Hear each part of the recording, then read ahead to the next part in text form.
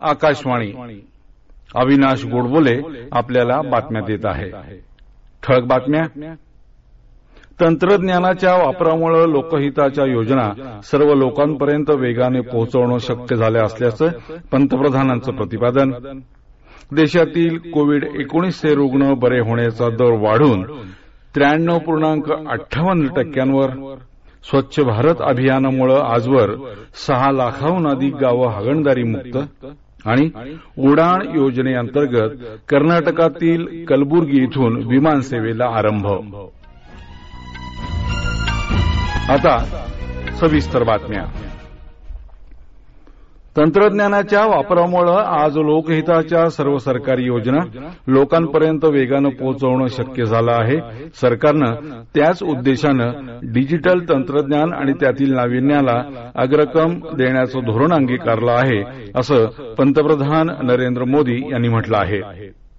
पंतप्रधानांच्या हस्ते आज दृकश्राव्य प्रणालीद्वारे बंगळुरू इथं आयोजित करण्यात आलेल्या एका तंत्रज्ञान शिखर परिषदेचं उद्घाटन झालं. त्यावेळी ते बोलत होते.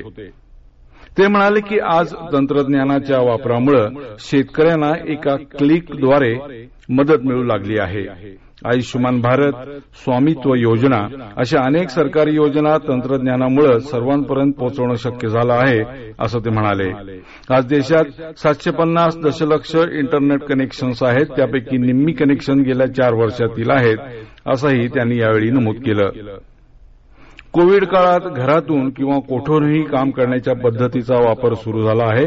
आता ती पद्धत यापुढेही कायम राहणार आहे, असं ते म्हणाले. या क्षेत्रात तरुणांना अमर्याद संधी उपलब्ध आहेत, त्याचा युवकांनी लाभ घ्यावा, असं आवाहनही पंतप्रधानांनी यावेळी केलं.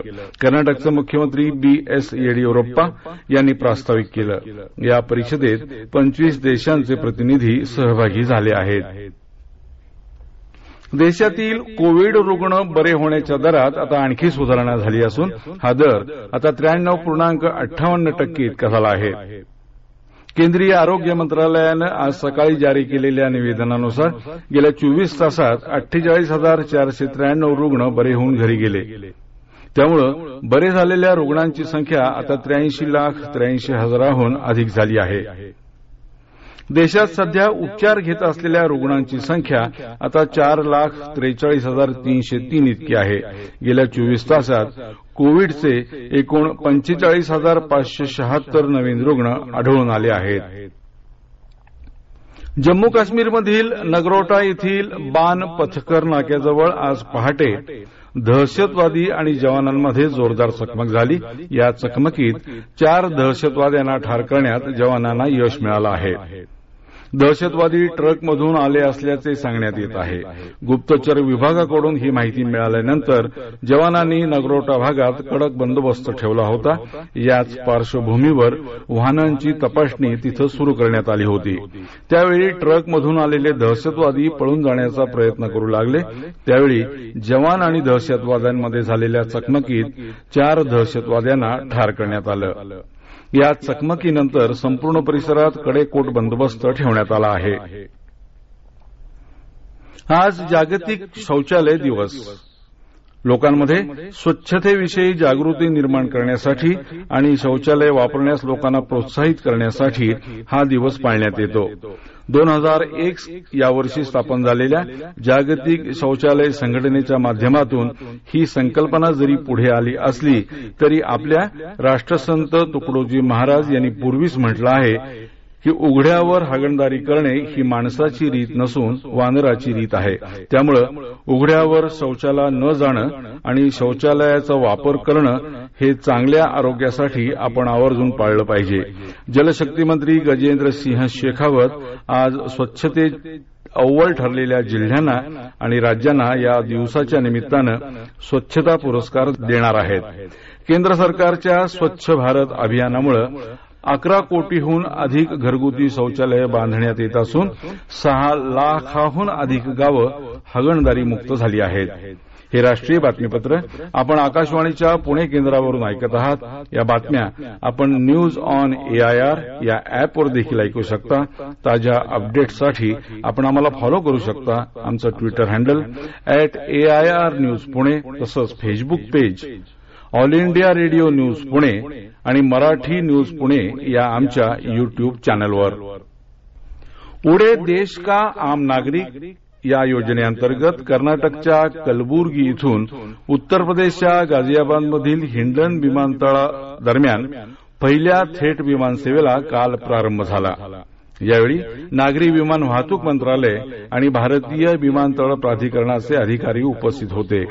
उडाण योजनेअंतर्गत आतापर्यंत 295 मार्ग आणि 5 हेलिपोर्ट्स तसंच 2 वॉटर एअरड्रोमसह 53 विमानतळ कार्यान्वित झाले आहेत.